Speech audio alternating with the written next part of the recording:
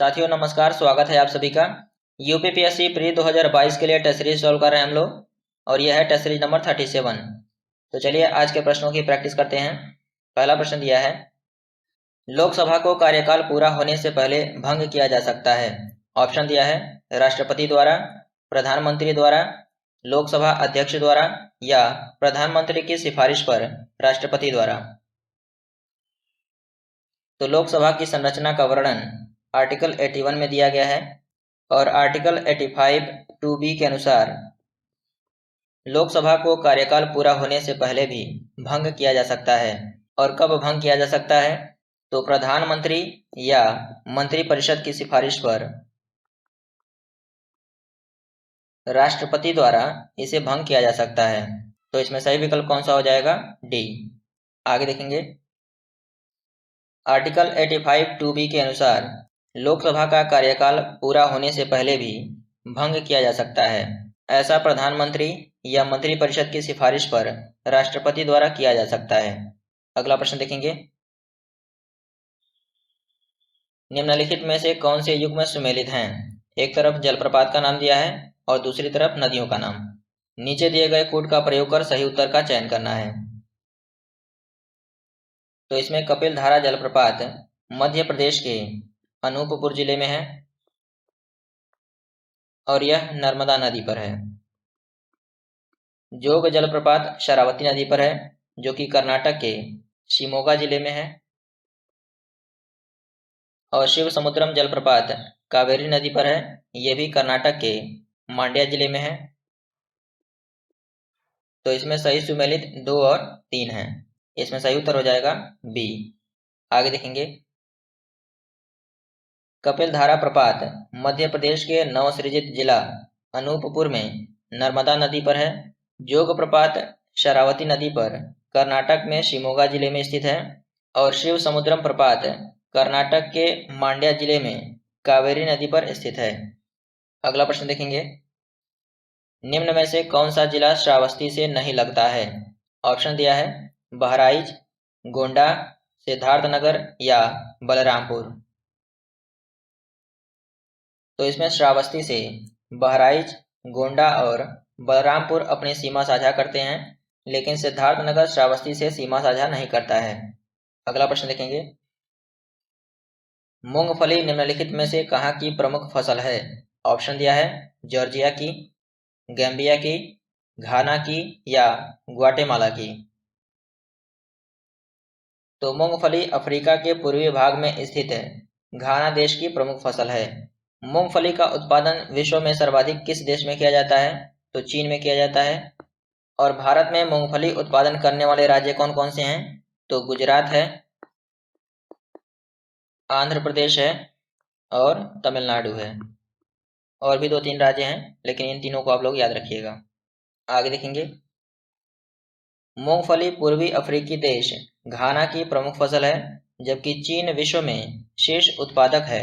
भारत में मूंगफली उत्पादन करने वाले प्रमुख राज्य कौन कौन से हैं? तो गुजरात है, आंध्र प्रदेश है, तमिलनाडु है, कर्नाटक है, महाराष्ट्र है और राजस्थान है।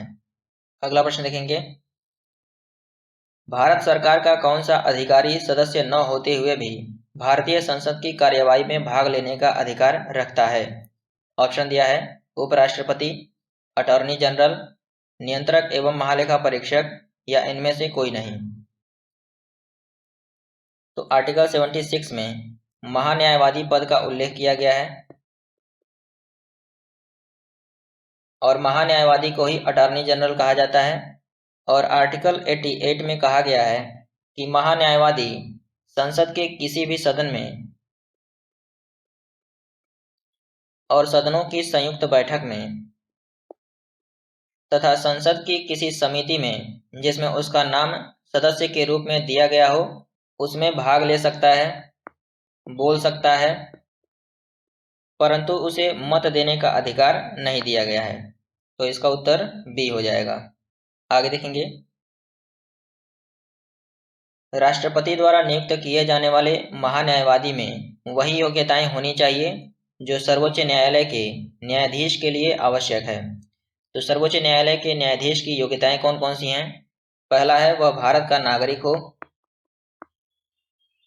और उसकी आयु 65 वर्ष से कम न हो, राष्ट्रपति की दृष्टि में कुशल विधिवेत्ता हो,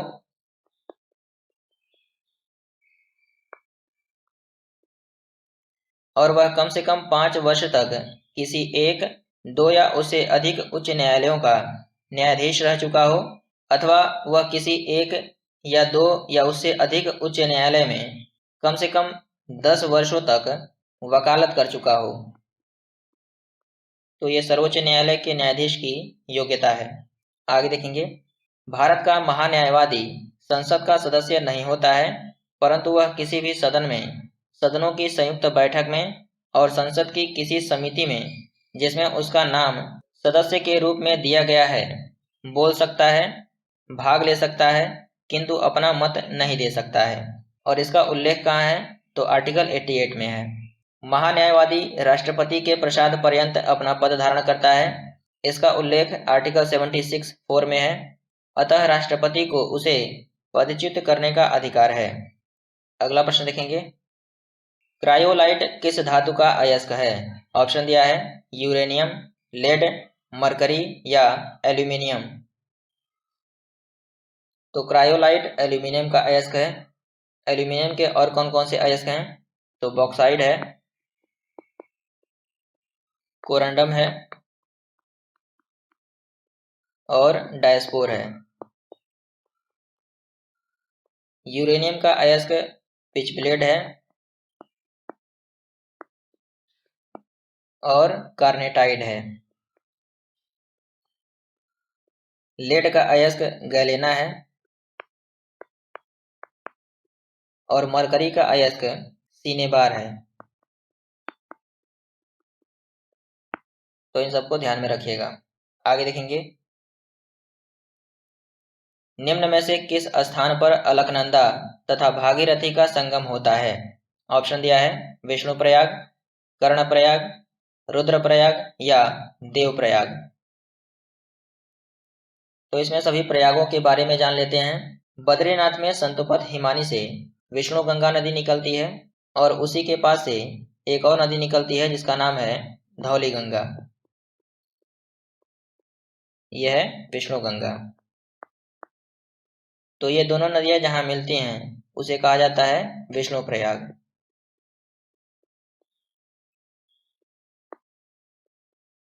यहीं से जब ये नदी आगे निकलती है तो इसका नाम अलकनंदा हो जाता है, और यहां से एक नदी आके मिलती है नंदाकिनी नदी, तो इस स्थल को कहा जाता है नंदप्रयाग। इसी अलकनंदा नदी में एक और नदी मिलती है जिसका नाम है पिंडार नदी, तो यहाँ वो स्थल कर्णप्रयाग कहा जाता है। केदारनाथ से एक नदी और मिलती है जिसका नाम है मंदाकिनी, तो यहाँ वो स्थल हो जाता है रुद्रप्रयाग। और उत्तर काशी जिला से गंगोत्री या गोमुख ग्लेशियर से एक नदी निकलती है जिसका नाम है भागीरथी, तो यहाँ वो जो स्थल बनता है उसे कहा जाता है देवप्रयाग। थोड़ा सा इसमें घोच पुछ हो गया है, वीडियो को आराम से पॉज करके देखेंगे तो समझ में आ जाएगा। और देवप्रयाग के आगे से ही इस नदी का नाम गंगा नदी पड़ता है। आगे देखेंगे, प्रोटेम स्पीकर सामान्यतः किसे नियुक्त किया जाता है? ऑप्शन दिया है पिछली लोकसभा के अध्यक्ष को, पिछले लोकसभा के उपाध्यक्ष को, नवनिर्वाचित लोकसभा के वरिष्ठ सदस्यों में से एक को, या पिछले लोकसभा के विपक्ष के नेता को।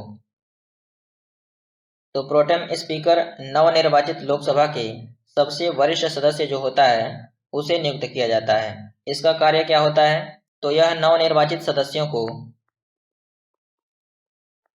शपथ दिलाता है, और जब तक सदन का नया अध्यक्ष नहीं चुन लिया जाता है तब तक वह सदन की अध्यक्षता करता है। तो ये दोनों काम प्रोटेम स्पीकर के हैं। आगे देखेंगे, नवनिर्वाचित सदन के लोकसभा अध्यक्ष के चुनाव के पूर्व सदन के सामान्यतः सर्वाधिक वरिष्ठ सदस्य को प्रोटेम स्पीकर के रूप में चुना जाता है, जो कि नवनिर्वाचित सदस्यों को शपथ दिलाता है तथा स्पीकर के चुनाव तक सदन की अध्यक्षता करता है। अगला प्रश्न देखेंगे। ब्लड कैंसर को आमतौर पर इस नाम से जाना जाता है। ऑप्शन दिया है ल्यूकोडर्मा, ल्यूकेमिया, एनीमिया या हीमोफीलिया। तो इसमें ब्लड कैंसर को ल्यूकेमिया के नाम से भी जाना जाता है। ल्यूकोडर्मा त्वचा पर सफेद दाग के होने को कहा जाता है। एनीमिया शरीर में रक्त की कमी को कहा जाता है और हीमोफीलिया रक्त के थक्का नहीं बनने को कहा जाता है। आगे देखेंगे। कथन दिया है नर्मदा अपने मुहाने पर डेल्टा का निर्माण करती है और कारण दिया है वह एक भ्रंश घाटी से बहती है। नीचे दिए गए कूट से सही उत्तर का चयन करना है। तो नर्मदा नदी अपने मुहाने पर डेल्टा का निर्माण नहीं करती है, वह एक भ्रंश घाटी से बहती है, यह सही है। तो नर्मदा नदी डेल्टा का निर्माण क्यों नहीं करती है? वो इसलिए क्योंकि पश्चिमी घाट पूर्वी घाट की तुलना में अधिक ऊंचा है। तो जब कोई नदी अधिक ऊंचाई से गिरती है तो एस्चुरी का निर्माण करती है। पश्चिमी घाट की जितनी भी नदियां हैं वे सभी एस्चुरी का निर्माण करती हैं। तो इसका उत्तर हो जाएगा ए गलत है परंतु आर सही है। आगे देखेंगे। नर्मदा नदी अपने मुहाने पर डेल्टा का निर्माण नहीं करती है। इसका प्रमुख कारण है कि वह एक भ्रंश घाटी से होकर प्रवाहित होती है। भ्रंश से प्रवाहित होने के कारण उसमें गाद का अभाव रहता है, इसलिए वह डेल्टा का निर्माण नहीं करती है। अगला प्रश्न देखेंगे। प्रधानमंत्री को लोकसभा के द्वारा चुना जाता है, संसद के द्वारा चुना जाता है, राष्ट्रपति के द्वारा नियुक्त किया जाता है या उपरोक्त में से कोई नहीं? तो इससे पहले भी मैंने आप लोगों को बताया है कि आर्टिकल 74 में यह कहा गया है कि राष्ट्रपति को सहायता और सलाह देने के लिए एक मंत्रिपरिषद होगी और आर्टिकल 75(1) के अनुसार प्रधानमंत्री की नियुक्ति राष्ट्रपति द्वारा की जाती है, न कि उसे चुना जाता है। तो इसमें सही विकल्प हो जाएगा सी। और अन्य मंत्रियों की नियुक्ति राष्ट्रपति प्रधानमंत्री की सलाह पर करता है। आगे देखेंगे। संविधान के आर्टिकल 75(1) के तहत प्रधानमंत्री को राष्ट्रपति के द्वारा नियुक्त किया जाता है।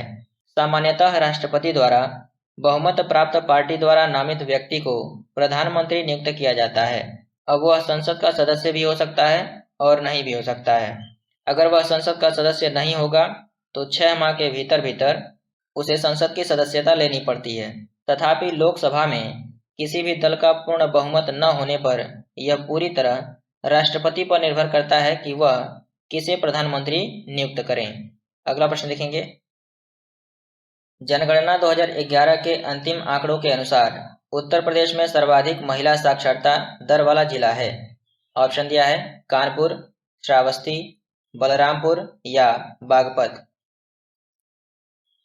तो सर्वाधिक महिला साक्षरता दर वाला जिला कानपुर है, कानपुर के बाद लखनऊ है और लखनऊ के बाद गौतम बुद्ध नगर है, गौतम बुद्ध नगर के बाद औरैया है और औरैया के बाद गाजियाबाद है।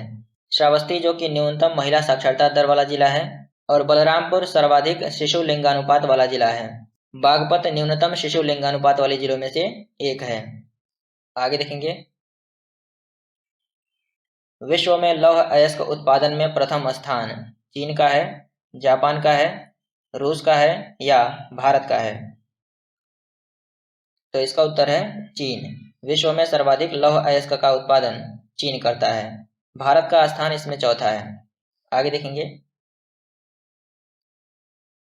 निम्नलिखित में से राष्ट्रपति किसकी नियुक्ति करता है? ऑप्शन दिया है भारत का महान्यायवादी, नियंत्रक एवं महालेखा परीक्षक, एक राज्य का राज्यपाल या उपरोक्त सभी? तो राष्ट्रपति द्वारा इन सभी की नियुक्ति की जाती है। भारत का महान्यायवादी आर्टिकल 76 में है, नियंत्रक एवं महालेखा परीक्षक आर्टिकल 148 में है और राज्यों में राज्यपाल की नियुक्ति का वर्णन आर्टिकल 155 में है। आगे देखेंगे।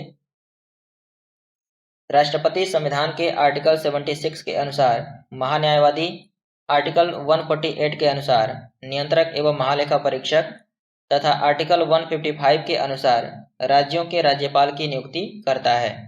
अगला प्रश्न देखेंगे। निम्नलिखित में से किस जिले से यमुना नदी प्रवाहित नहीं होती है? ऑप्शन दिया है हमीरपुर, बांदा, बागपत या कन्नौज। तो इसमें से कन्नौज जिले में यमुना नदी प्रवाहित नहीं होती है। यमुना नदी किस किस जिले से प्रवाहित होती है? तो यमुना नदी सहारनपुर, शामली, बागपत, गाजियाबाद, गौतम बुद्ध नगर, अलीगढ़, मथुरा, आगरा, इटावा, औरैया, जालौन, हमीरपुर, बांदा, फतेहपुर और प्रयागराज आदि जिलों से होकर प्रवाहित होती है। तो इसमें इतना ही था। मिलते हैं अगले वीडियो में, तब तक के लिए प्रैक्टिस करते रहिए। धन्यवाद।